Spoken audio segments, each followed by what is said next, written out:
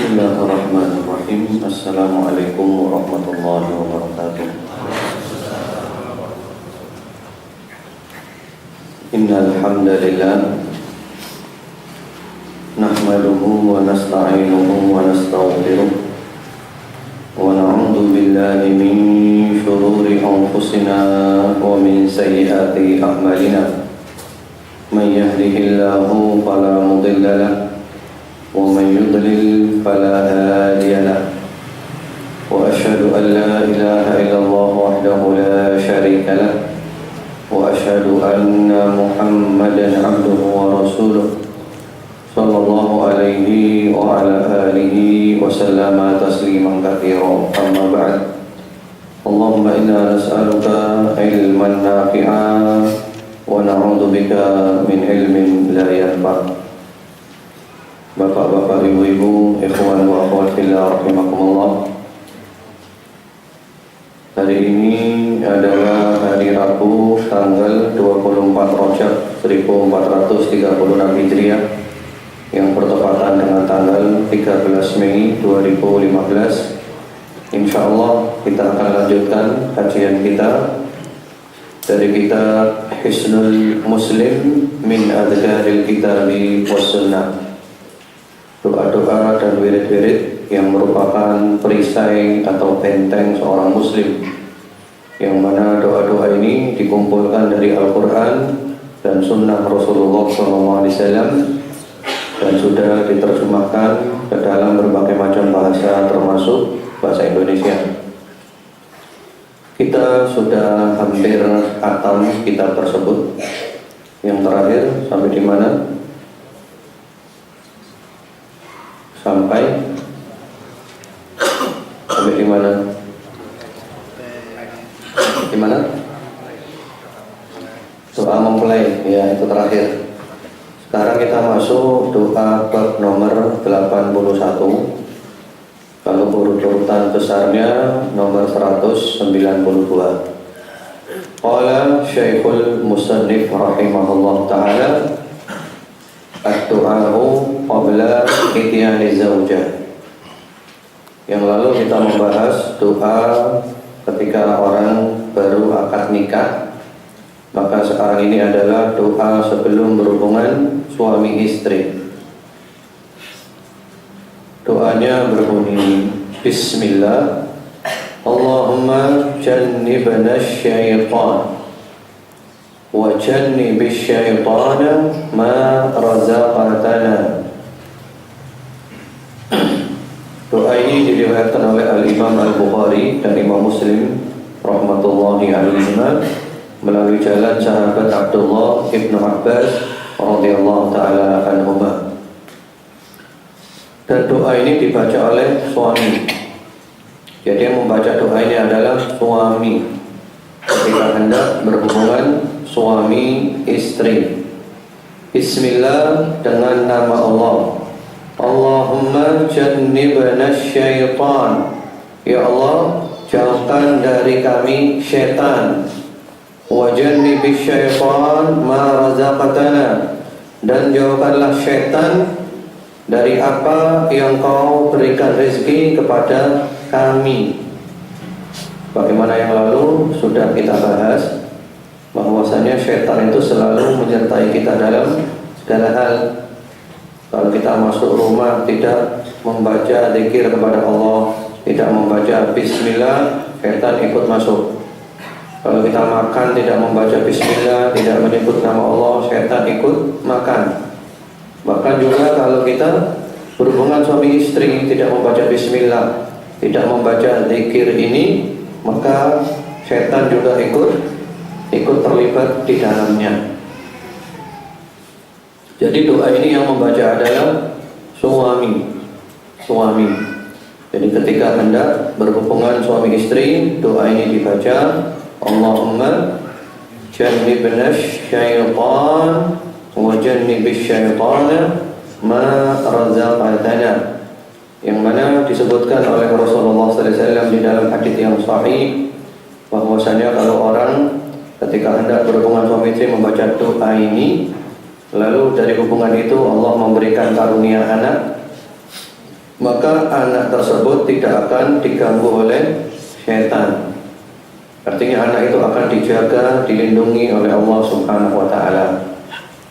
Sehingga ada yang mengatakan sekarang ini banyak anak-anak yang nakal, mungkin dulu tidak membaca doa ini. Betul nggak? Mungkin ya, tapi ini adalah upaya. Yang jelas ini adalah upaya, ini adalah usaha, hasil tetap berada di tangan Allah Subhanahu wa Ta'ala. Sebelum kita lanjutkan kepada doa-doa yang lain, kita perpanjang dulu dengan permasalahan nikah. Masalah nikah. Islam adalah agama yang sangat menganjurkan pernikahan. Di dalam Al-Quran banyak ayat-ayat yang menganjurkan kita menikah. Di antaranya di dalam surat An-Nur, wa ankihul ayama minkum wassalihina min ibadikum wa imaikum in yakunu fuqara'a yughnihimullahu min fadlih. Ini adalah khitab, yaitu di dalam surat An-Nur ayat nomor 32. Ini adalah khitab. Allah mengajak bicara para wali. Para wali itu adalah para wali yang ada bujangan-bujangan di bawahnya yang belum menikah, para bapak, atau kalau tidak ada bapak maka gantinya bapak, wali yang lainnya. Wahai para wali, nikahkan bujangan-bujangan yang ada padamu yang sudah layak menikah, baik laki-laki ataupun perempuan. Jadi ini khitab. Allah mengajak bicara para wali, para bapak atau penggantinya bapak. Karena kalau ada bapak, wali itu adalah bapak. Kalau tidak ada bapak nanti ada urut-urutannya. Yang jelas pokoknya para wali. Nikahkan. Kalau ada bujangan yang belum menikah, yang berada di bawah perwalianmu, nikahkan. Mereka layak menikah, nikahkan. Ya. Kemudian di sini oleh Allah diberikan jaminan. Jadi Allah bukan hanya memerintahkan nikah, tapi Allah memberikan jaminan. In yakunu fuqara'a yughnihimullahu min fadlih. Kalau mereka itu fakir itu melarat, nggak punya, untuk kecukupan nggak punya, maka Allah pasti akan memberikan kepada mereka kecukupan dari karunia-Nya. Dijamin oleh Allah. Kalau mereka melarat, Allah akan berikan kecukupan nanti. Wallahu wasi'un alim. Karena Allah itu maha luas karunia-Nya dan Allah maha tahu siapa yang layak mendapatkan karunia. Di antaranya adalah orang yang menikah, yang tujuannya untuk menjaga diri. Ada 3 kelompok. Salatun hakun 'ala Allahi 'aunuhum. 3 kelompok yang Allah berjanji akan nolong mereka. Allah janji nolong mereka. Di antara mereka adalah an-nakihul ladzi yuridul 'afa. Orang yang menikah yang tujuannya adalah untuk menjaga diri. Ditolong oleh Allah, dijaga oleh Allah. Jadi ini adalah merupakan motivasi dari Rasulullah, dari Allah Subhanahu wa Ta'ala, supaya nikah. Islam ini agama pernikahan. Bahkan pada masa Rasulullah SAW ada seorang perempuan yang datang kepada Nabi. Yang perempuan ini menghibahkan dirinya kepada Nabi. Dan ini boleh, ini khusus Nabi. Ini termasuk khususiyah, kekhususan Nabi Muhammad SAW yang tidak dimiliki oleh selain beliau. Jadi perempuan itu boleh menghibahkan dirinya kepada Nabi, karena Nabi lebih layak menjadi walinya dia daripada bapaknya sendiri. Perempuan ini datang kepada Rasulullah SAW menghibahkan dirinya. Rasulullah memandangnya, mengamatinya, dan ternyata Rasulullah tidak berminat. Tapi Rasulullah nggak mau ngomong. Ini di antara akhlak beliau, nggak mau ngomong. Kemudian ada sahabat yang paham, yang menangkap Rasulullah tidak berminat. Lalu sahabat ini mengatakan, ya Rasulullah, kalau Anda tidak berminat, nikahkan ya saya dengan dia. Lalu kata Rasulullah SAW, kamu punya apa? Kamu mau nikah itu punya apa? Saya nggak punya apa-apa ya Rasulullah. Sudah, coba kamu pulang dulu, kamu cari, barangkali ada sesuatu untuk maharnya. Dia pulang, dia cari, nggak dapat apa-apa. Ya Rasulullah, nggak ada apa-apa. Kamu pulang lagi, kamu cari, barangkali ada walau khataman min hadid, barangkali ada cincin besi, barangkali cincin besi, sesuatu yang murah, mungkin harganya cincin besi itu berapa? Besi tanpa akik, ada akiknya ini. Karena sekarang ini kita kembali ke zaman batu. Nah, kemarin keluar kota itu subhanallah, sopirnya itu cincinnya waktu akik gede-gede. Ya, apalagi ada orang sholat sebelah saya, cincinnya akik lagi gede-gede. Benar-benar kita kembali ke zaman batu sekarang ini. Kamu pulang dulu, kamu cari barangkali ada cincin besi, artinya sesuatu yang sepele. Dia pulang ke rumahnya, dia cari, enggak nemu. Ya Rasulullah, saya tidak nemu apa-apa, cincin besi pun enggak ada. Jadi istilahnya uang sepeser pun enggak ada ya Rasulullah. Walakin izari, tapi ya Rasulullah, saya punya sarung. Malah urida, dia enggak punya baju. Jadi dia cuma punya sarung saja, enggak pakai baju, telanjang dada. Menunjukkan orang ini betapa melaratnya. Nah, hadits ini banyak penerbit yang salah cetak dan terjemahannya pun salah. Di situ disebutkan walakin izari malahu rida. Itu yang betul gitu. Tapi ya Rasulullah, sarungku. Selesai titik. Malahu rida, dia tidak punya baju. Maksudnya gitu. Kebanyakan penerbit cetakan Arabnya salah, penerjemahnya menerjemahkan juga salah. Ya, walakin izari maluhu rida, cetakannya salah. Tapi sarungku ya Rasulullah, hartanya dia adalah baju. Ingat terjemahannya itu juga salah. Tapi saya lihat di Bulughul Maram terjemahan penerbit At-Tibyan betul terjemahannya. Ya. Jadi maksudnya di situ ya Rasulullah, saya nggak punya apa-apa sama sekali. Saya hanya punya sarung ini saja. Harta saya cuman sarung yang saya pakai ini saja ya Rasulullah. Baju pun saya tidak punya, saya telanjang dada. Bayangkan, cuman punya sarung berani nikah. Sarung saja. Rasulullah tanya, loh gimana sarung itu? Dan nanti yang separuh buat mahar ya Rasulullah. Rasulullah tertawa. Nah, ini nekat orang ini. Ini nekat. Ya Rasulullah, separuh buat mahar. Kata Rasulullah, gimana kalau dipakai istrimu, kamu pakai apa? Kalau kamu pakai, bagaimana istrimu mau pakai? Ya, antum lihat di sini betapa para sahabat tawakalnya tinggi, berani nikah, tidak punya apa-apa. Tapi calon istrinya juga siap. Nah, yang penting itu, yang penting dua-duanya siap. Dua-duanya siap dengan segala resiko. Yang penting itu. Akhirnya Rasulullah SAW bertanya, sudah, karena kan nggak mungkin kan sarungnya dia dipakai mahar separuh, nggak mungkin. Tapi dia karena dia berniat, bertekad, Allah memberikan jalan keluar. Rasulullah SAW menawarkan kepada dia, nah, ma'aka minal Quran, kamu hafal surat apa? Ma'iyah surat kada wa kada, saya hafal surat ini dan surat itu ya Allah, ya Rasulullah. Lalu Rasulullah menikahkannya, maharnya adalah ya, maharnya mengajarkan beberapa surah. Ya, aku nikahkan kamu dengan dia bima ma'aka minal Quran. Jadi maharnya adalah mengajarkan beberapa ayat dari Al-Quran. Antum lihat seperti ini. Tapi setelah itu nggak ada cerita lagi. Berarti kemudian Allah memberikan jalan keluar. Rezeki itu datang dari Allah. Yang penting kita usaha, upaya, tawakal. Seperti itu. Sehingga para salafus saleh mengatakan iltamisul ghina fin nikah. Carilah kecukupan dalam nikah. Kalau kamu melarat, kamu nikah, nanti diberi oleh Allah kecukupan. Nah, ini kadang gini-gini kita yang kurang iman. Kalau orang dulu tawakalnya tinggi, tawakal.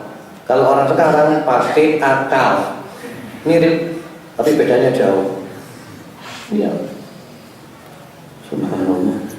Jadi menikah ini sangat dianjurkan dalam Islam. Kemudian juga Nabi memanggil para pemuda, ya masyarus syabab man istata'a minkumul ba'ata falyatazawwaj. Hai pemuda yang mampu nikah, mampu ba'ah. Ba'ah itu dua makna. Yang pertama ba'ah itu maknanya adalah mampu berhubungan suami istri. Kemudian makna yang kedua, dia mampu memberikan mahar mas kawin. Ada maharnya, nikah. Fa innahu aghaddu lil basar wa ahsanu lil farj. Karena nikah lebih bisa menjaga mata dan lebih melindungi kemaluan, yang terhindar dari zina. Wa man lam yastati' fa 'alaihi bis-shaum. Yang belum mampu nikah, puasa. Fa innahu lahu wija. Karena puasa bisa mengurangi syahwatnya. Seperti itu. Kemudian pernah datang ke rumah Rasulullah sallallahu alaihi wasallam 3 orang. Cerita kepada istrinya Nabi, ya Rasulullah, bagaimana ibadahnya Nabi? Diberitahu ibadahnya Nabi. Kemudian salah seorang dari mereka memberikan komentar, ya memang kami beda dengan Nabi. Nabi kan nggak punya dosa. Kalau saya, lakinni usolli wa ana, Aku sholat malam semalam suntuk nggak tidur.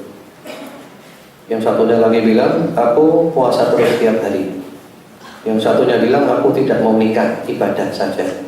Nanti nikah merepotkan, nggak bisa ibadah, terganggu ibadahnya. Lalu Rasulullah SAW datang, ya, langsung membantah mereka. Aku adalah orang yang paling bertakwa kepada Allah di antara kamu. Walakinni usolli wa anam. Aku sholat malam, tapi kalau ngantuk tidur. Wa asum wa uftir. Aku puasa sunnah, tapi juga tidak puasa sunnah. Enggak puasa terus menerus. Wa atazawwajun nisa. Aku juga menikahi perempuan-perempuan. Wa man raghiba an sunnati falaysa minni. Orang yang tidak suka dengan sunnahku, maka dia bukan termasuk golonganku. Ini ancaman keras dari Rasulullah Muhammad sallallahu alaihi wasallam. Kemudian, ma'asyiral muslimin, Bapak Ibu, ikhwan wa akhwat fillah rahimakumullah, kalau saya boleh tanya kepada antum, apa hukum nikah? Apa hukumnya nikah? Apa? Hukumnya nikah itu ada 5. Bisa wajib, bisa sunnah, bisa mubah, bisa makruh, dan bisa haram. Yang tergantung situasi dan kondisi. Mari kita lihat kapan nikah itu hukumnya wajib, sunnah, mubah, makruh, dan haram. Para ulama mengatakan nikah itu hukumnya menjadi wajib. Wajib harus nikah. Kalau nggak nikah dosa. Itu kan wajib ya. Wajib itu adalah kalau dikerjakan mendapat pahala, kalau ditinggalkan dosa. Itu wajib. Kapan nikah hukumnya wajib? Nikah hukumnya wajib adalah kalau orang tidak menikah dikhawatirkan terjerumus dalam maksiat. Wajib nikah. Jadi orang kalau nggak nikah terjerumus dalam maksiat, wajib nikah. Bagaimana kalau belum mampu?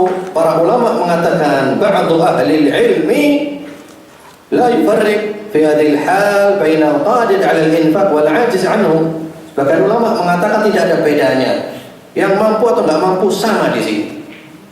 Karena kalau nggak nikah terjerumus dalam maksiat. Kalau nggak nikah dia bisa berzina. Kalau nggak nikah, mungkin kalau dia zina nggak mampu, karena kan zina mahal ya, 80 juta. Nggak mampu dia. Maka dia berzina dengan tangannya sendiri. Istimna, onani, masturbasi. Yang mana hukumnya menurut para ulama adalah haram. Ya, sebagaimana di dalam surat Al-Mu'minun.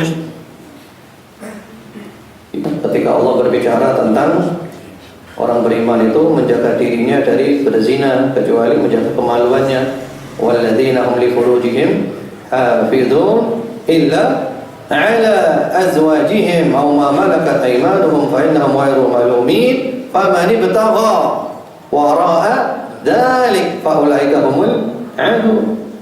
Menjaga kemaluannya kecuali kepada istri atau suami dan budak yang dimiliki. Kalau tidak ada perbudakan. itu nggak apa-apa.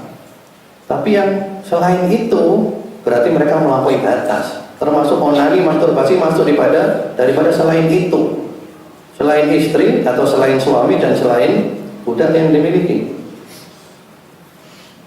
Jadi orang kalau khawatir terjerumus dalam perbuatan yang terlarang, maka dia wajib nikah. Ini bagaimana caranya? Mungkin dia cari istri atau suami yang siap menerima keadaannya. Nah, pendapat yang rajih bahwasanya 5 hukum ini bukan hanya berlaku untuk orang laki saja, tapi juga berlaku untuk perempuan. Perempuan pun kalau nggak nikah, khawatir terjerumus dalam perbuatan terlarang, wajib nikah, sama. Nah terus kan kalau perempuan kan nunggu siapa yang mau nikahi, kan gitu kan? Ya bagaimana caranya? Ada yang mau nikahi? Mungkin dia jangan pasang harga yang mahal. Iya. Yang penting jangan sampai terjerumus dalam perbuatan yang terlarang. Kepingin dinikahi, pasang tarif mahal, harga mahal, maharnya minta mahal, yang nggak ada orang mau. Apalagi antara harga dengan penampilan nggak sebanding. Mohon maaf, kita bicara apa adanya.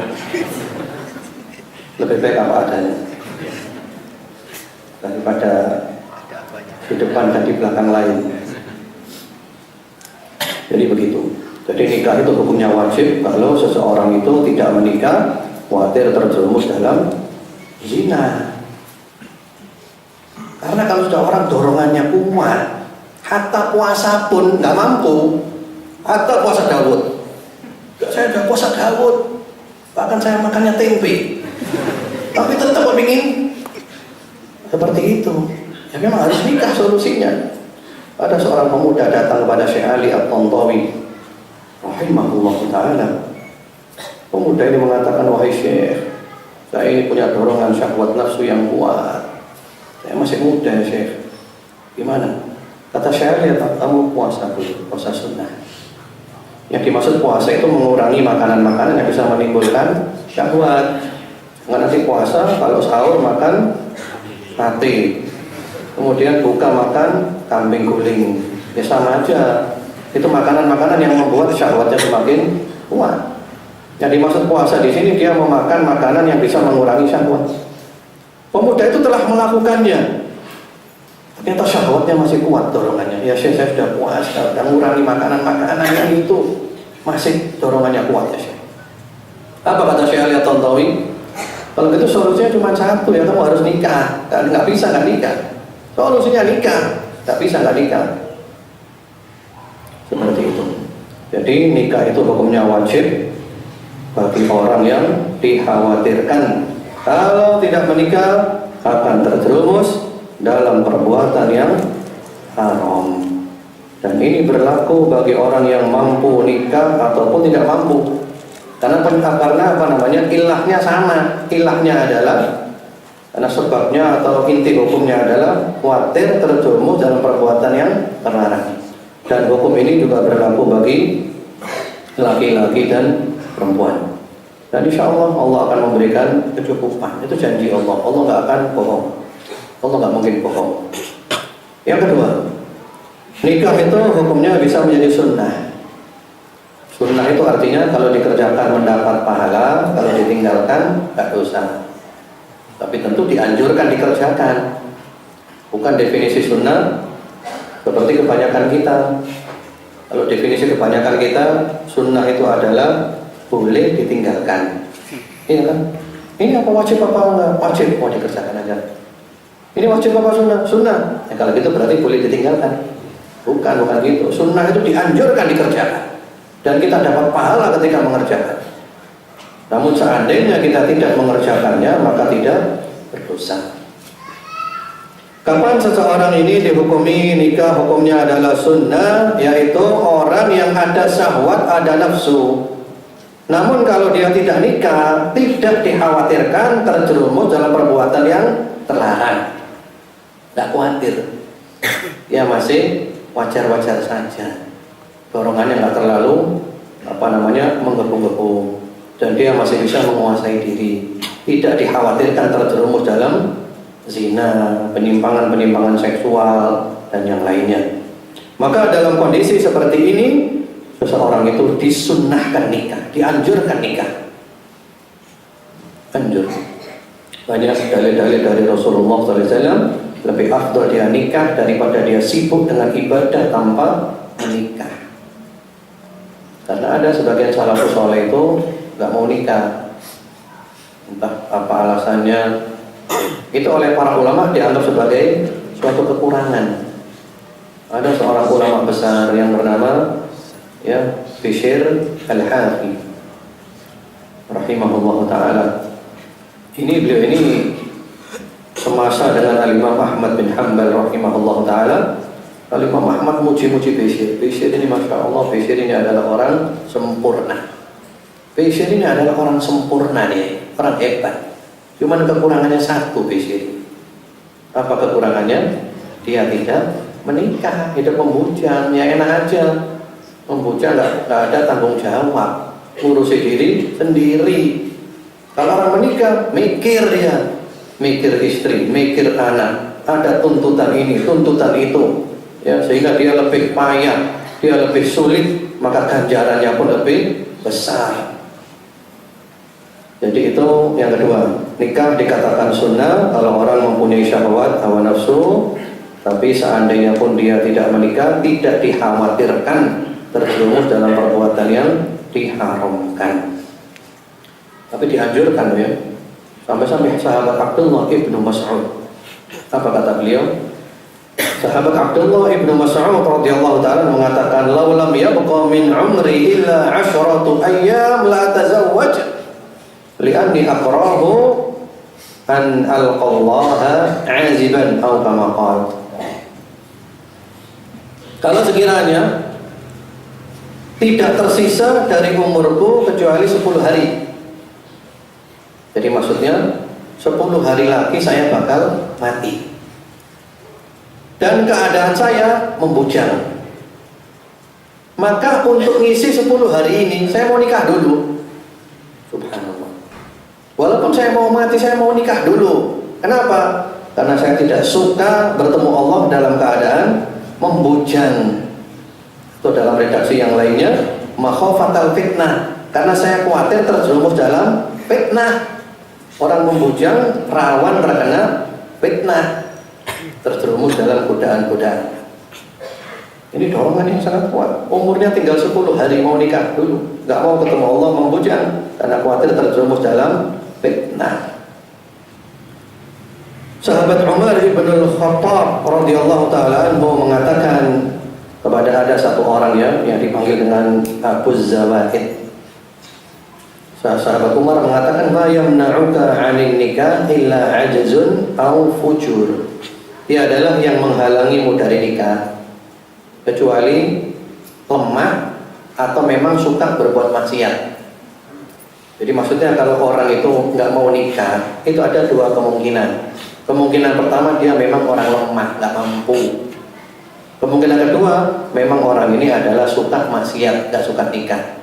Senangannya adalah maksiat. Ya, ini terus terang saja jujur. Berapa banyak di antara kita yang lebih senang maksiat daripada nikah? Memang dia punya istri, istrinya satu, tapi setiap hari atau sering dia berzina ke sana kemari. Padahal Islam memberikan jalan keluar. Apa jalan keluarnya? Jalan keluarnya adalah ta'adduduz zaujat, menikah lagi, poligami. Walaupun ini kaum perempuan nggak suka, ini adalah hukum Allah. Orang yang tidak mau poligami berarti dia memang suka berbuat maksiat. Iya, dia lebih memilih berzina daripada poligami. Bahkan ada sebagian istri mengatakan, "Saya rela suami saya zina, yang penting jangan nikah lagi." Ada nggak istri seperti itu? Ada, saya pernah dengar dengan telinga saya. Ini kalau dia nggak tobat bisa masuk dalam bab kafir ini. Karena dia lebih senang suaminya zina daripada nikah lagi. Seperti itu. Karena banyak orang itu nggak mau nikah lagi, tapi zinanya jalan terus. Islam memberikan solusi. Solusi Islam adalah terbaik. Soal kita terima nggak terima kembali kepada pribadi masing-masing, kembali kepada lingkungan, kembali kepada ilmu, kembali kepada ketakwaan, kembali kepada iman. Kemudian Al-Imam Ahmad bin Hanbal rahimahullah ta'ala mengatakan laisatil uzba min amril Islam fi syai'. Tiadalah hidup membujang itu termasuk dalam urusan Islam sedikit pun. Jadi hidup membujang itu sama sekali bukan ajaran Islam. Maksudnya gitu. Hidup membujang itu sama sekali bukan ajaran Islam. Berarti dianjurkan nikah. Itu yang kedua. Kemudian sekarang yang ketiga. Yang ketiga, hukum nikah bisa menjadi mubah. Mubah itu nikah boleh, nggak nikah boleh, sama aja. Itu mubah. Nikah atau nggak nikah sama aja. Ya, mubah. Di sini para ulama mengatakan orang yang dihukumi nikahnya adalah mubah, yaitu orang yang memang dia nggak punya syahwat nafsu. Mohon maaf, seperti orang yang ini itu apa istilahnya? Ya pokoknya nggak punya syahwat nafsu lah. Mohon maaf, impoten misalnya seperti itu. Atau kalau perempuan itu frigid, ya dingin, nggak punya nafsu. Orang seperti ini nikah mubah. Nikah boleh, nggak nikah boleh, sama saja, ya. Atau misalnya orang tua sekali, ya, kakek-kakek, nenek-nenek, ini hukum nikahnya adalah mubah. Nikah boleh, nggak nikah boleh, sama saja. Tapi ya, bisa jadi hukumnya makruh. Bisa jadi hukumnya makruh, yaitu dibenci kalau ternyata mendolimi pihak yang lainnya, pasangannya. Dia laki-laki impoten nikah dengan perempuan. Perempuannya nggak tahu, setelah nikah baru tahu. Wah, ini hukumnya makruh, dibenci karena mendolimi orang, tidak memberikan keadaan orang. Tapi mubah kalau perempuannya tahu dan siap nerima. Jadi perempuannya tahu kondisi suaminya dan siap nerima, rela, ikhlas, ridho. Mubah. Atau juga mungkin laki-laki menikah dengan perempuan yang punya penyakit seperti itu. Laki-lakinya tahu dan dia siap untuk nerima. Saya tahu kamu dan saya siap terima kamu apa adanya, enggak masalah. Jadi ini bisa mubah, bisa makruh, tergantung situasi dan kondisinya. Karena nikah kan bukan hanya untuk syahwat nafsu kan. Nikah bukan hanya untuk seksual saja, bukan hanya itu. Itu mungkin kita masih muda-muda itu. Ya, tapi kalau orang sudah tua nikah bukan itu. Misalnya orang istrinya meninggal dunia, dia umur 70, dia kepengen nikah lagi. Mungkin dia nggak mikir lagi kepengen punya anak, nggak mikir lagi kepengen nafsu seksual. Yang dia pikir adalah dia ingin punya teman untuk ngobrol, teman untuk mendapatkan ketenangan, teman untuk merawat, kan gitu kan? Karena anak merawat bapak dengan istri merawat suami beda. Kalau anak masih sungkan-sungkanan, bahkan kadang mungkin bapaknya juga sungkan kalau yang merawat anaknya sendiri. Karena itu, ikhwan wa akhwat fillah rahimakumullah, kalau antum termasuk anak yang berbakti, antum punya orang tua yang bujangan, antum nikahkan. Termasuk bakti anak kepada orang tuanya. Antum punya bapak, ya, ibunya antum sudah meninggal dunia, bapak ini kasihan, nikahkan bapak ini.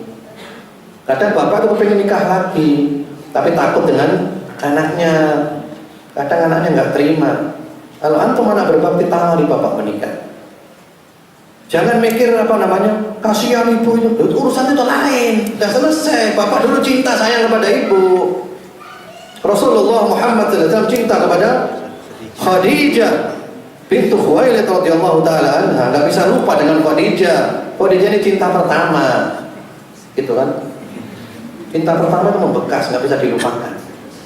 Ada seorang ulama penyair mengatakan, naqil fuadaka haitsu syi'ta minal hawa mal hubbu illa lil habibi awwali kam manzilin ya'lafuhu al-fata wa haninuhu abadan li awwali manzili. Silakan kamu pindah-pindah hatimu kemana-mana, tapi dia adalah cinta, melainkan cinta yang pertama.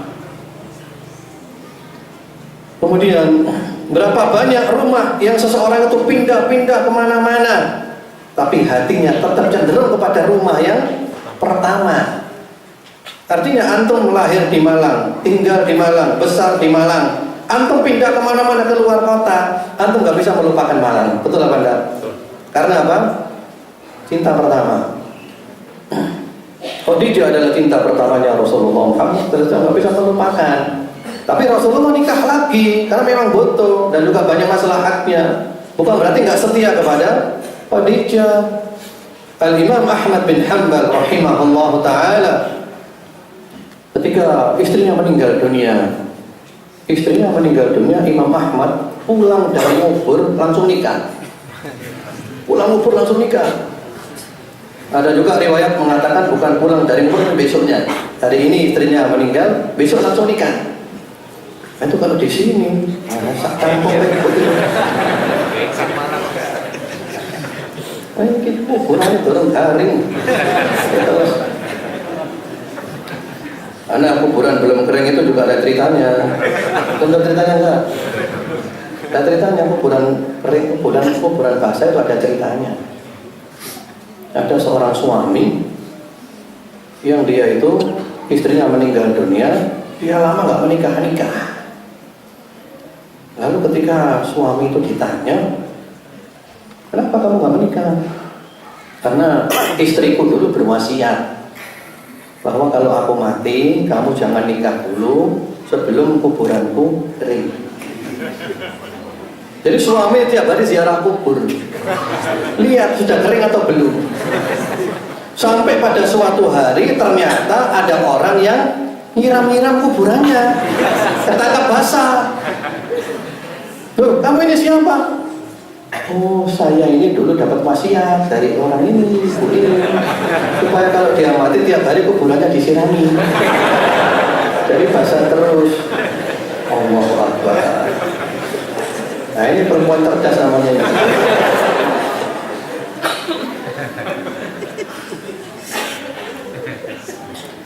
Jadi nikah itu tidak nunggu kuburan kering dulu.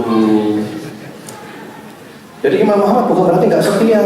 Karena apa? Imam Ahmad ditanya, wah Imam Ahmad kok cepat Anda nikah lagi? Iya, karena saya tidak mau nginep dalam keadaan membujang, khawatir fitnah. Membujang itu fitnah. Saya nggak mau terjerumus dalam fitnah. Subhanallah. Jadi begitu. Jadi itu masalah apa namanya? Tadi ceritanya di mana ini? Kok bisa apa tadi? Yang Arab. Iya, sebelumnya makruh mubah. Apa tadi? Mubah dan makruh. Hukum nikah mubah dan makruh. Iya, sebelumnya apa? Sebelum cerita yang terakhir ini tuh. Konsep Imam Ahmad ini gimana nih? Oh iya, cinta pertama. Iya, cinta pertama. Betul. Jazakallahu khair, barakallahu. Jadi menikah lagi bukan berarti nggak setia.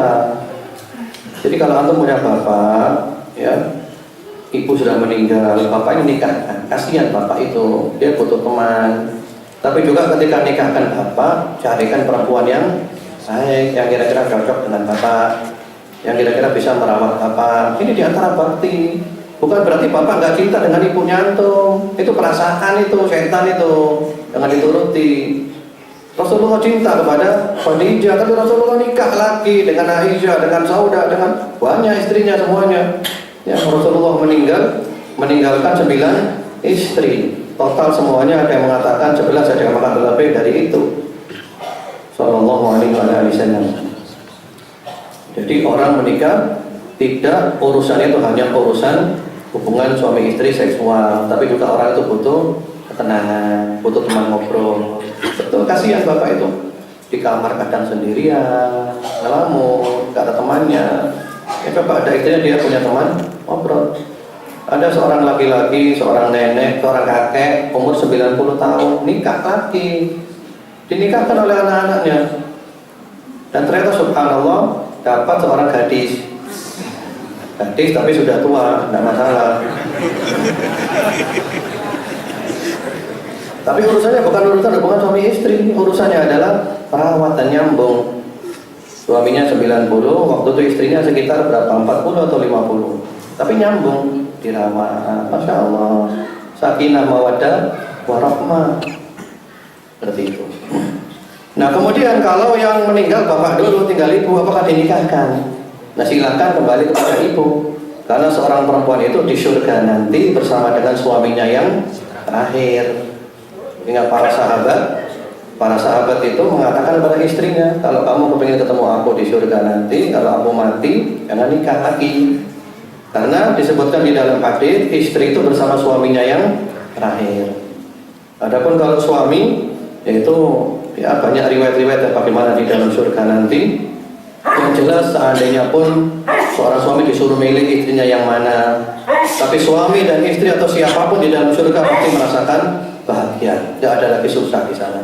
Semua penyakit hati, kotoran hati telah dicabut oleh Allah. Jangan bayangkan surga itu seperti di dunia. Kemudian sekarang tinggal yang terakhir, yang haram. Hukum nikah bisa menjadi haram. Nah, di sini para ulama mengatakan orang yang menikah di negeri orang kafir, kafir harbi. Menikah di negeri kafir, kafir harbi, dan dia tidak mungkin untuk hijrah. Nikahnya di sana. Kenapa kok haram? Karena khawatir nanti kalau punya anak, anaknya menjadi kafir. Iya, kalau dia punya anak, ini anaknya di negara kafir, kafir harbi, kafir dalam situasi perang. Yang mana dia akan sulit mendidik anaknya dengan pendidikan yang Islam. Sehingga dikhawatirkan anaknya menjadi kafir. Bahkan bukan hanya anaknya, istrinya pun dikhawatirkan cenderung kepada kekafiran. Karena selalu ditekan dan ditekan. Dalam kondisi begini, para ulama mengatakan haram nikah demi melihat masa depan. Itu bagaimana solusinya? Hijrah. Kan kalau kita nggak bisa hidup kita nggak bisa mengamalkan Islam satu negeri, kita disuruh hijrah. Nggak boleh di sana. Mampu hijrah, hijrah. Bumi Allah luas. Ardullahi wasi'ah. Jadi itu ikhwan wa akhwat fillah rahimakumullah. Jadi sekali lagi ini adalah pembagian nikah, dan menurut para ulama, jumhurul ulama minal malikiyah wasyafi'iyah wal hanabilah sarrahu bi anna al-mar'ata musawiyah lirrajul bi hadhihi al-ahkam.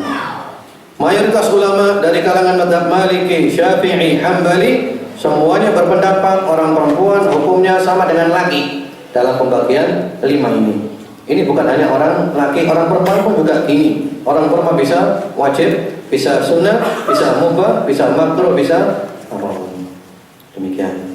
Wallahu a'lam. Isya-nya jam berapa sekarang? Kurang berapa menit?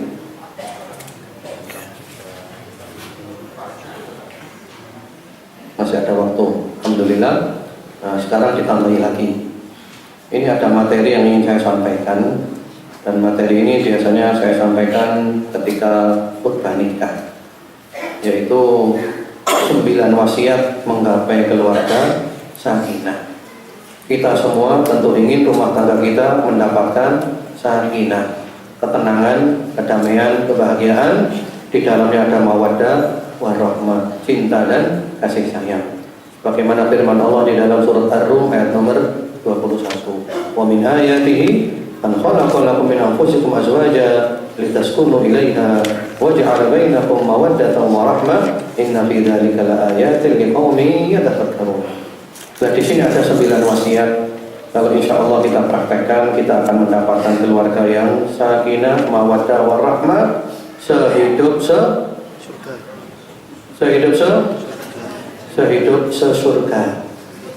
Bukan sehidup semati, sehidup sesurga. Kumpul di dunia, kumpul sampai di surga. Yang pertama adalah salamatun niyah. Ketika nikah, niatnya itu yang baik. Ketika nikah, niatnya yang baik. Nikah yang baik. Nikah ini prinsip, nikah ini penting, nikah ini dasar, nikah ini landasan. Dengan nikah yang baik, semua aktivitas dalam rumah tangga bernilai ibadah. Suami istri 24 jam beribadah kepada Allah. Bagaimana nikah yang baik itu? Ya, karena Allah menyuruh nikah, saya nikah. Karena Rasulullah menyuruh nikah, saya nikah. Saya nikah ini mengikuti perintah Allah dan Rasulullah Muhammad SAW. Rasulullah memberikan contoh nikah, saya niru beliau, ittiba. Kemudian juga nikah diniatkan untuk bisa menjaga kemaluan, menjaga pandangan mata. bisa menjaga diri. Orang kalau nikah itu insya Allah gak akan berbuat zina kalau dia orang beriman. Apa kata Nabi? Kalau kau keluar rumah, kau lihat perempuan yang membuatmu tertarik, pulang aja dulu. Kau hubungan suami istri. Karena yang dimiliki oleh perempuan itu juga dimiliki istrimu, sama saja kan? Orang yang punya istri, suami, nggak mungkin zina. Kalau orang sudah punya suami, punya istri masih berzina, dari keterlaluan. Kemudian juga diniatkan untuk membangun rumah tangga yang Islami sesuai dengan aturan Allah Subhanahu wa taala. Kemudian diniatkan juga untuk melahirkan anak-anak turunan yang baik. Saya ingin punya anak turunan yang nanti akan membela agama Allah Subhanahu wa taala, yang menjadi tentara-tentara Allah Subhanahu wa taala. Karena nanti kemudian saya niat juga nikah nanti akan mendidik anak saya menjadi anak-anak yang berkualitas, yang bermanfaat, yang memberikan kontribusi untuk Islam wal muslimin. Dan nikah-nikah dan niat-niat yang lainnya yang baik-baik, kalau sudah niatnya dari awal baik, maka semuanya berubah menjadi ibadah 24 jam, ibadah terus. Yang kedua, at-ta'awun 'ala tha'at. Hendaklah ya, dalam pernikahan itu, dalam rumah tangga itu saling tolong-menolong dalam taatan. Suami istri saling memotivasi untuk menjadi lebih baik, untuk menjadi lebih taat kepada Allah. Wa ta'awanu 'alal birri wat taqwa. Tolong menolonglah kalian dalam kebajikan dan takwa. Rasulullah memberikan contoh sallallahu alaihi wasallam. Allah merahmati seorang suami bangun malam, dia sholat tahajud, dia bangunkan istrinya, gak mau bangun di perciki air, lalu istrinya bangun, lalu sama-sama sholat malam. Allah juga merahmati seorang istri yang bangun malam, dia sholat tahajud, lalu dia bangunkan suaminya, gak mau bangun di perciki air, lalu suaminya bangun, sama-sama sholat malam. Masya Allah, luar biasa. Tapi kalau mau praktek ini janjian dulu, supaya gak salah paham. Jangan nanti malam terus ibu-ibu suaminya di perciki air, bisa terjadi perang dunia nanti. Jadi janjian dulu ya, kita nanti saling motivasi tahajud. Kalau saya nggak bisa bangun di perciki air, Masya Allah, ini sekedar contoh, bisa diperluas lagi. Yang ketiga adalah iqamatul bait al-muslim, membangun rumah tangga yang islami. Nah ini penting. Niatkan dari awal sebelum menikah bahwa rumah tangga kita harus rumah tangga yang islami. Rumah tangga kita adalah rumah tangga yang sesuai dengan aturan Allah dan aturan Rasulullah SAW. Apapun dalam rumah tangga disesuaikan dengan Al-Quran dan As-Sunnah dengan pemahaman yang benar. Ini penting. Rumah tangga yang islami dari awal harus ditegaskan seperti ini. Kemudian yang keempat, bina'u hayatihima 'alal mahabbah wal rahmah wal mawaddah wal isra' al-hasanah. Ya, dalam rumah tangga itu ada saling mencintai, saling menyayangi dan bergaul dengan pergaulan yang baik sesuai dengan aturan Al-Quran dan Sunnah. Suami istri saling mencintai, saling menyayangi, saling bergaul dengan pergaulan yang baik sebagaimana telah digariskan oleh wahyu Allah Subhanahu wa taala. Yang kelima, la tamna al-mahabbah wal isra bil ma'ruf baina az-zawjayn min an yakuna azinain. Ya, maksudnya di sini walaupun cinta, walaupun sayang, walaupun baik, tapi tetap tegas dalam menegakkan kebenaran. Ini penting, harus tegas. Di rumah nggak boleh ada maksiat. Ya, jadi pokoknya kalau ada penyimpangan, pelanggaran harus tegas diluruskan. Tegas bukan berarti kejam. Tegas itu artinya nggak ada toleran. Salah adalah salah, harus diluruskan. Nggak boleh salah diterima. Ya, seperti itu. Jadi cinta, sayang, tapi tetap tegas. Kemudian yang keenam adalah pengertian. Pengertian suami istri. Biasanya diberikan contoh oleh para ulama itu sahabat Abu Darda dengan Ummu Darda. Ya. Sahabat Abu Darda mengatakan kepada istrinya, "Idza ra'aitini ghadibtu faraddini, wa idza ra'aituki ghadba raddaitu, wa illa lam nastahib." Kalau kamu melihat aku marah, kamu ikhlaskan. Demikian pula kalau aku melihat kamu marah, aku akan ikhlaskan. Karena kalau tidak, kita nggak akan bisa berkumpul. Maksudnya di sini, ya pengertian. Kalau pas suami jadi api, istri jadi air dipadamkan. Kalau istri jadi api, suami jadi air dipadamkan. Karena kalau ini jadi api, ini jadi api, tambah bara, terbakar semuanya, hangus semuanya, bubar rumah tangga. Ya, ini penting. Kemudian yang ketujuh, manusia adalah manusia yang mana di antara tabiat manusia adalah al-khata' wan naqs. Manusia selalu ada kekurangan dan selalu ada salah. Jadi maksudnya di sini jangan bermimpi mendapat pasangan hidup yang sempurna. Pasangan hidup yang sempurna hanya ada di mana? Hanya ada di mana? Hanya ada di sinetron. Surga pasti. Kalau sekarang di sinetron. Jadi karena sering nonton sinetron, akhirnya nggak bayangkan kayak gitu hidup itu. Sinetron itu palsu. Masa anak masih umur 24 kaya raya? Dari mana uangnya? Kuliah aja belum lulus. Itu sinetron. Jadi hidup sempurna hanya ada di sinetron. Rasulullah SAW mengatakan la yafraq mu'minun mu'minatan in kariha minha khuluqan radiya minha akhar. Janganlah seorang suami yang beriman membenci istrinya yang beriman. Karena kalau ada satu sifat istri yang tidak disukai, masih banyak sifat istri yang disukai. Maksudnya kita pandai-pandai menimbang antara kelebihan dan kekurangan. Ternyata ketemunya kelebihannya itu banyak. Ya, kelebihan istri saya apa saja? Waduh, kelebihannya banyak istri kita. Kekurangannya sedikit. Nah, kita kemudian sayang. Apa kelebihannya istri? Pertama-tama mau nikah dengan kita. Itu kelebihannya. Untung mau nikah dengan kita. Iya kan? Kemudian juga ya, menghindarkan kita dari perbuatan yang haram. Kemudian juga mengandung anak kita. Kita mau nyewa kandungannya siapa ya Pak? Ini dia mau mengandung anak kita. Kemudian juga melahirkan anak kita dengan susah, payah, luar biasa. Kemudian menyusui anak kita, merawat, mendidik. Waduh, banyak sekali. Demikian pula istri juga seperti itu kepada suaminya. Jadi jangan bermimpi untuk mendapatkan pasangan yang sempurna. Ya, selalu saja ada lebih di sana, kurangnya di sini. Inilah dunia. Kemudian yang ke-8, merahasiakan problematika rumah tangga. Rumah tangga siapapun pasti ada problem. Wajar problem itu dirahasiakan. Karena itu diantara Allah ketika menyebut suami istri itu apa? Hunna libasul lahum wa antum libasul lahum. Ya. Istri pakaian suami, suami pakaian istri. Ini pengibaratan yang indah. Kalau kita ingin tahu tafsir ayat ini, kita harus pelajari fungsi daripada pakaian. Apa fungsi pakaian? Di antaranya adalah menutupi aurat. Berarti suami istri saling menutupi, jangan bongkar kejelekan, jangan menjelek-jelekkan. Kemudian juga fungsi pakaian adalah memperindah.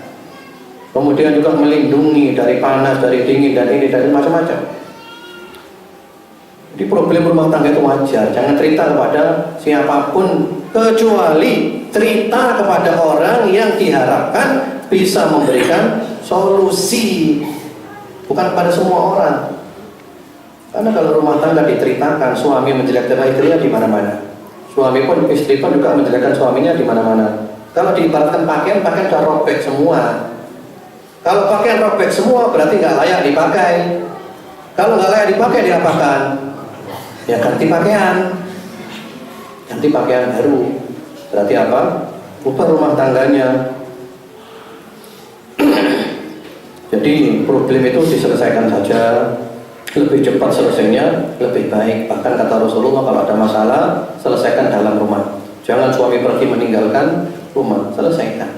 Kalau ada yang salah jangan berat untuk mengatakan minta maaf. Kalau ada yang minta maaf jangan berat untuk memberikan maaf. Ya inilah rumah tangga. Rumah tangga siapapun ada problem. Rumah tangganya ustadz, rumah tangganya kiai, bahkan juga rumah tangganya Rasulullah Muhammad Sallallahu Alaihi Wasallam wajar. Kemudian yang terakhir adalah membuat perencanaan yang jelas dan pasti. Ini penting. Jadi rumah tangga ini direncanakan dari awal mau dibawa kemana rumah tangga ini. Bahtera rumah tangga ini mau dibawa kemana?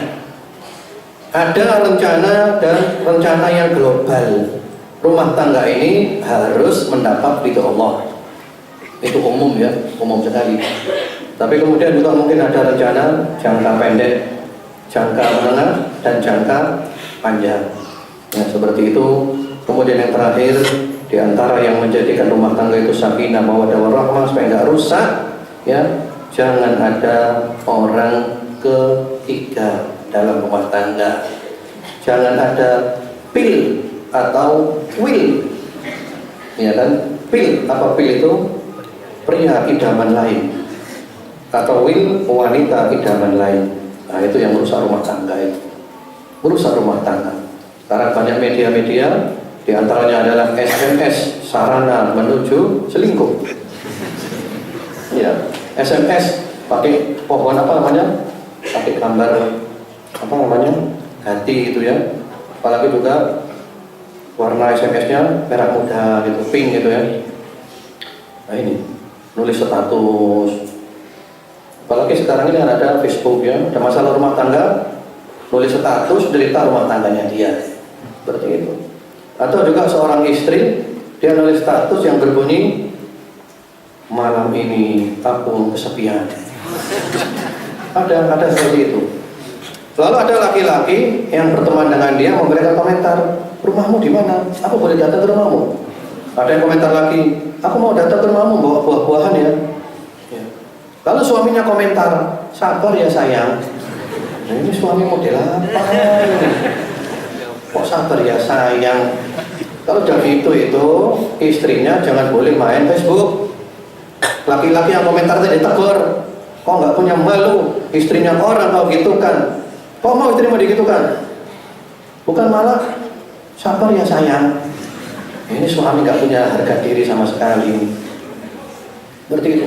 Ini yang merusak rumah tangga. Hadirnya orang ya, sudah dinikmati aja rumah tangga ini. Sabar dan syukur. Kalau nikmat disyukuri. Kalau nggak nikmat ya sabar. Orang sabar dan syukur masuk ke dalam surga. Saya tutup dengan satu cerita yang dibawakan oleh Syekh Mahmud Mahdi Al-Istanbuli dalam kitabnya Tuhfatul Arus. Seorang suami nikah dengan seorang laki-laki menikah dengan perempuan. Istrinya cantik, laki-lakinya nggak seperti itu. Istrinya berdandan tambah cantik. Lalu suaminya lihat istrinya, terus diperhatikan terus istrinya. Istrinya bertanya, wahai suamiku, kenapa kau memandang aku seperti ini? Suaminya mengatakan, kau tambah cantik hari ini. Lalu istrinya mengatakan, kalau begitu kau dan aku ahlul jannah. Kata suaminya, lah kamu kok tahu? Iya, karena kamu diberi oleh Allah istri seperti aku, kamu bersyukur. Dan aku oleh Allah diuji, dapat suami kayak kamu. Aku sabar. Orang sabar dan orang syukur masuk ke dalam surga. Enak. Ya, ini sabar, ini syukur, masuk surga semuanya. Begitu, wallahu a'lam itu dulu. Ada pertanyaan, yang sesuai dengan materi. Adakah hadits yang mengatakan pahala sholat orang bujangan berbeda dengan pahala sholat orang yang sudah menikah? Karena hadis ini sering dikemukakan pada acara nikahan. Itu perlu dicek lagi sanadnya, ya sanadnya dicek lagi, sahih atau tidak sahih. Yang jelas ada hadis yang umum, yang memang mengatakan seperti itu, yaitu sabda Rasulullah SAW, innama ajruki ala qadri nasabiki. Ganjaranmu tergantung kepayahanmu. Orang bujangan dengan orang menikah, payah mana? Payah orang menikah itu payah, mikir istri, mikir anak, cari suami, cari apa namanya? Cari nafkah ini itu banyak problem. Sehingga dia itu payah, dan payah ganjarannya lebih besar. Kalau orang bujangan nyantai aja dia, tidak ada masalah.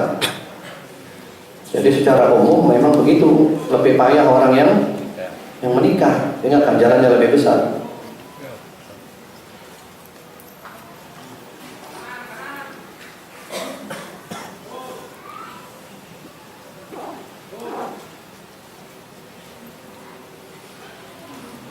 Itu yang sesuai dengan materi aja ya. Saya nggak terlalu meluas pembahasan kita.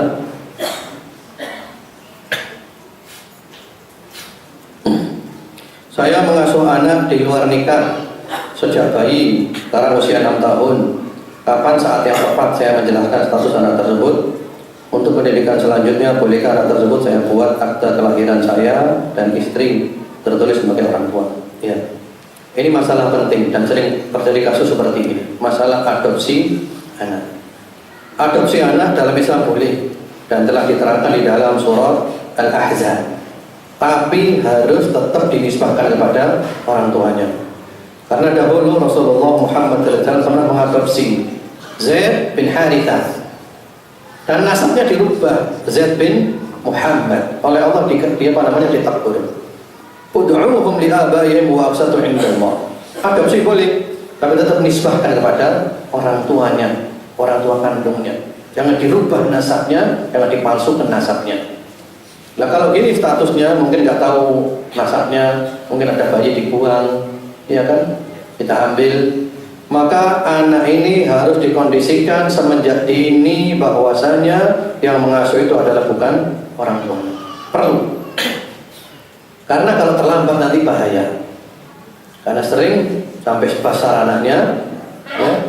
Nah sekarang udah besar anaknya mau beritahu ini, takut anaknya kaget, takut anaknya stres nanti.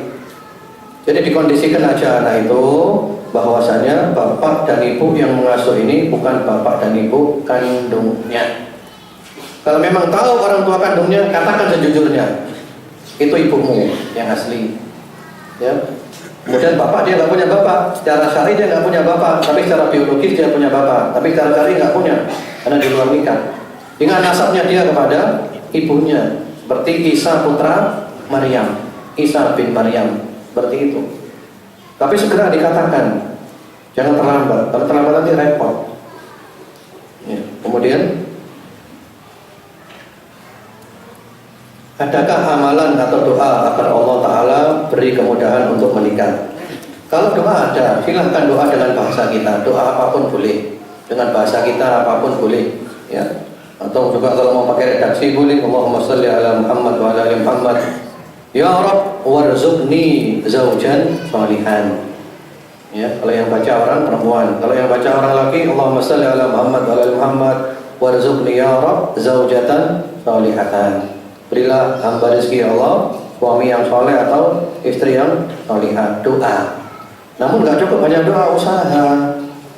Kalau laki yang mencari, perempuan pun juga mencari, nggak masalah.